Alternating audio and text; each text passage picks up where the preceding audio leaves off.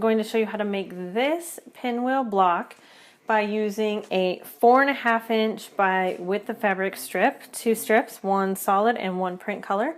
I have the print on the bottom and the solid on the top. It doesn't matter which order you do it in. I'm doing it just so you can see the ruler measurements as I cut. It's easier on the white than it is on the pattern. So if you got the kit from our shop, you will receive a Creative Grids 45 degree by 90 degree triangle. This is fantastic for making flying geese, half square triangles, and I will show you different methods. We'll use both of these for the next two. So for this one, we're using this big section. First things first though, we want to come in here and get rid of this salvage edge. We just need to make a nice straight cut. Boom, done. We don't need it, and go in your scrap bin. And I don't know if any of you ever watched Rachel Ray back in the day, but she always had a garbage bowl, and I always think of her because I have my little scrap bowl, and I always think of her garbage bowl. Anyway, I digress. But what we're going to do on this ruler is, because we're making 4.5 inch finish, or 4 inch finish blocks, 4.5 inch before we do our final seams, we want to line that up with the 4 inch mark on this ruler, but we're using 4.5 inch on here because truthfully, if we measure this ruler, I just want to show you because it can get a little confusing. If you'll notice, the 4 inch mark is actually at 4.5 here. There's a dotted line. I don't know if you can see that. There's a little dotted line right here, and we're going to line the top of the fabric up with that. So that's why I have this point up here, and it's actually 4.5 inches. So it can be a little confusing. You're not making, and you have to read here, finished square block. So with that said, we're going to line this white line up right along the edge of the fabric and the four line here, and this is going to be what we cut along the hypotenuse again, just like that. And because it's a Creative Grids, it's got the little grippers, and we can pull it right off. So this is one little half square triangle for you. Then we're going to flip the ruler around, lining up this time on the hypotenuse. Same thing here though, you're going to have your little dotted white line coming off the top, and all that's doing is keeping you from cutting one dog ear. They just thought of everything on this ruler. So cutting it across just like this. I'm not sponsored by Creative Grids or anything, but I just like to point out good features on rulers. And you're just going to keep doing this all the way down the width of the fabric. So with this particular fabric, I was able to get 4 of these blocks out of this one width. So you really only need 2 widths of fabric to get 8 squares, and we only need 7 for the quilt. So this is where, yep, we'll just keep going. So let me go pull this down. You just have to keep pulling it down and going across, and I'll do this one last one, and we'll get a set of 4, and then we'll start making it. Okay, so there we go. You can keep these together. 1, 2, 3, 4.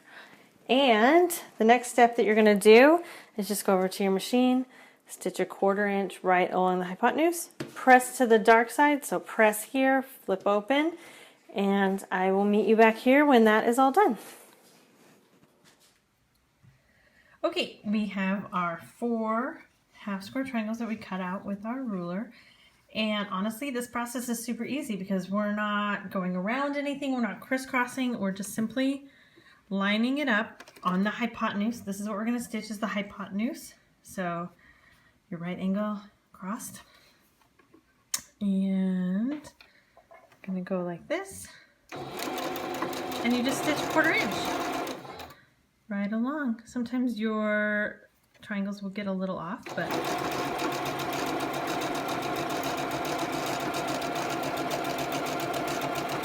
easy peasy. So then we just grab our next one, and this is where your chain piecing is going to come into play. So I would recommend cutting all of your strips, sitting down and just piece, and you won't really have to trim these up that much. You only have to trim off 1 dog ear because if you remember from the ruler, we already give you one of those done, which is fantastic.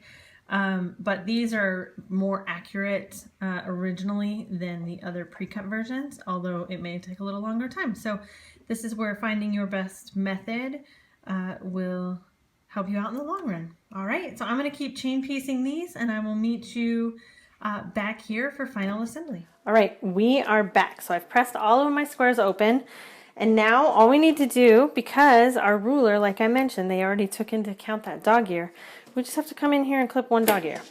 If you've watched the other videos, I've talked about squaring up your squares. Well, because we cut these accurately, just as half square triangles from the beginning, we don't have to do that.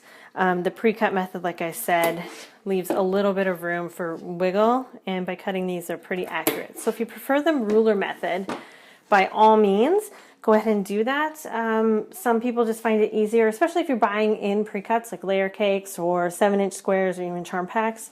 It allows you to do that without pre-cutting everything. So here's our final layout. As I always mention, if you're facing it clockwise, you want it to show an L. So you're always going to have an L, an L, and an L. And that's going to get your pinwheel. So we're going to head over to the machine and I will show you how to put this all together.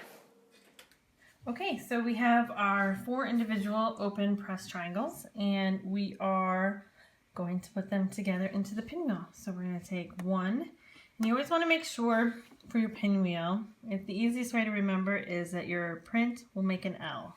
So as long as you go around clockwise, so each time it should make an L clockwise. We're going to put these two together, and because you always press to the dark side, your seams will nest. They'll click right into place just like that, get you the little duckbill, and then we can stitch. So we're going to stitch right along this edge. And again, this is where chain piecing will come in handy.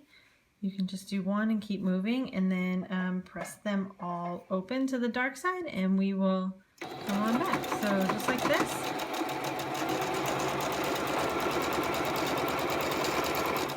Okay, and the next one, same thing. This is the top side. Put them together. We're going to stitch along here. So we come in here just like this, nest our seams, line it up, and then I can just keep going.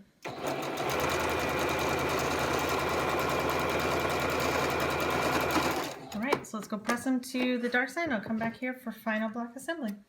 All right, we are back for final block assembly. If you've been following along, this is a repeat from other videos, but now we're going to put our 2 pieces together. So as you can see here, from our point, we still have an extra 1/4 inch. Same thing on the bottom. So we're going to place them right sides together on the point. Because we press to the dark side again, we have a nested seam. So we're going to line all of these up, get them right where they need to be, and as you can see, they're going to match pretty perfectly. They're just a little bit off because of the give of the fabric. The white Kona tends to be a little bit more rigid and tighter woven than the Transformation. So you're going to have some natural give there that you need to work with. And that varies from manufacturer to manufacturer. So, you know, I'm using Robert Kaufman and then Bernard Tex Contempo. So that's where you're going to see the difference. Okay, so now we're done. And I will go press it open, but that's how you get your perfectly matched center every time.